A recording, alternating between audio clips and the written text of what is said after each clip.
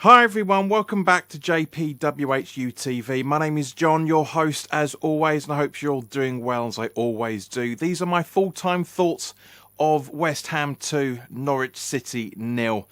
First of all, fantastic to see Creswell and Soufal back in the side. Unfortunately, it does appear that the rumours were true, that Souček is out with COVID, so Lanzini and Bowen and Fornals were in the midfield, but other than that, it was pretty much exactly the same as what we were all expecting. It was pretty much the starting 11 that we would all expect.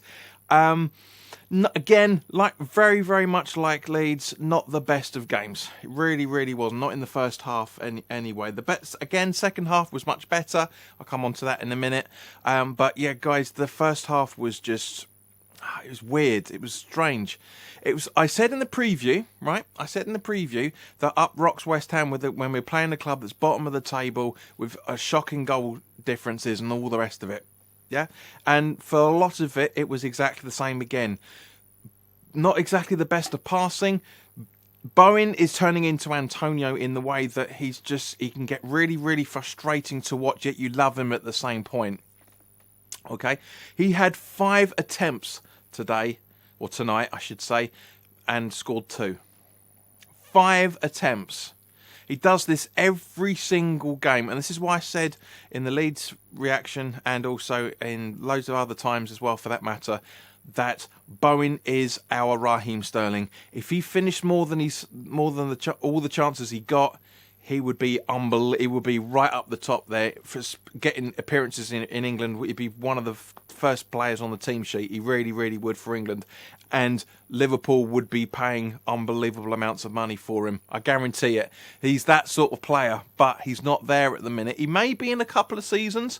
Let's hope he's not from that point of view, because we want to keep him as long as possible. But guys, yeah, it's frustrating to say the least, but I just don't get it. I just don't understand why we're not this big team or playing in the big team way that we know we can. It was very frustrating.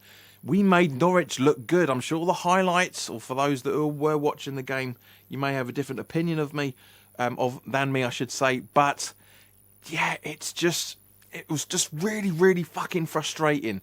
Really frustrating that we were in that situation once again. And I don't know, guys. It's just West Ham. It really is West Ham. I'm sure you're all screaming there. It's West Ham, guys. By the way, please do like this video if you had an issue with your Google Pay trying to get the rescheduled game. I had to go. It's a good thing I turned up very early, because I had to go to the ticket office to get a reprint of the ticket. Because for some random reason today my ticket disappeared out of the Google Pay wallet. It's bonkers. But anyway, so like this video if that happened. You had the same problem, because there were quite a few people talking about it. But again, Antonio was just irritating in the way that we know he can do better. But in general, guys, I say being 1-0 up at half time was very happy with that. Very happy with that. Coming out in the second half, and again, just football was better. You know, the last 10-15 minutes of the first half, we were getting there. We were getting our identity back, so to speak. Do you know what I mean? With just that lot better thought processes there, a lot better movement. And then again, 10-15 minutes into the second half, we were just absolutely all over them, but couldn't get that final pass right. Couldn't get this right. Couldn't get that right. Really irritated, by the way, that the first goal was actually ruled off for alleged offside. How the fuck can you be offside from a corner? I haven't seen the replay, so I can't say. So we should have really been going into the half-time break 2-0 up, but Bowen got a goal in either half, and that's fantastic for his confidence and everything. You know, as I say, Masuaku came on for, what was it, Antonio? No, Antonio came. Yarmolenko came on for Antonio. So who was it? Vlasic. Yeah, Masuaku came on for Vlasic. For technically speaking, from that point of view, it was a like-for-like swap. And then, yeah, Masuaku pretty much set up the second goal, which was being reviewed by VAR for offside again. What is up with this system, guys? You know me, everyone that's been watching this channel pretty much since its form, when it formed, that ever since the World Cup, I've been saying VAR is going to be a fantastic tool for us, and I still maintain it. But how can VAR look for a possible offside? Bowen was massively onside. In fact, I shouted at the time, he's onside with at least 2 players. It looked like it from the angle I was. He was, as the VAR turned out, he was on line with 1, but he was still onside. In actual fact, you know, from when we saw the goal go in, it looked like very possibly could have been ruled as a back pass stroke own goal.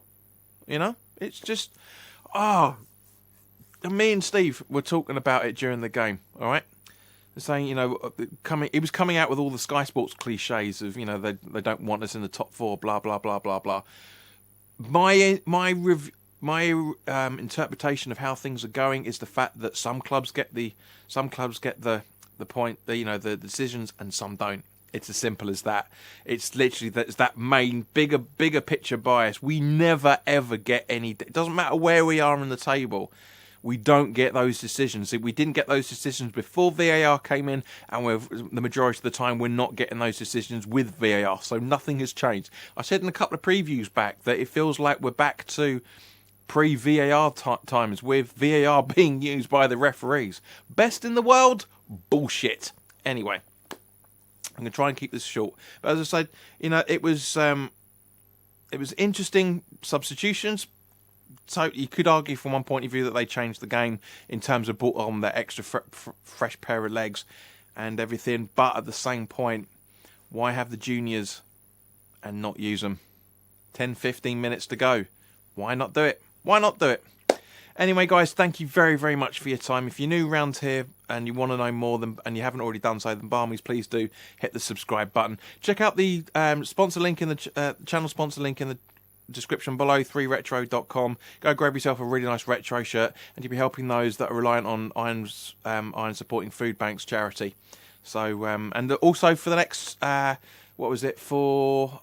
Friday lunchtime, there's free delivery on all West Ham retro shirts and jackets, if I remember correctly. So go grab yours. Now is the perfect time to grab yourself a bargain, and you'll be saving even more money than the club shop. So guys, in the meantime, the preview for the Leeds game will be up later on Thursday or today, depending on what time you're watching this and when this goes up, of course.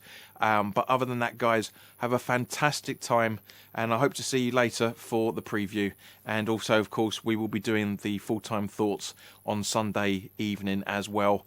But in the meantime, whenever you're watching this, I hope you're having a fantastic week, and hit that subscribe button. We are 3 away from 2020. Somebody unsubscribed today, which is unfortunate, but understandable at the same point. So look after yourselves, and I'll see you soon. All the best.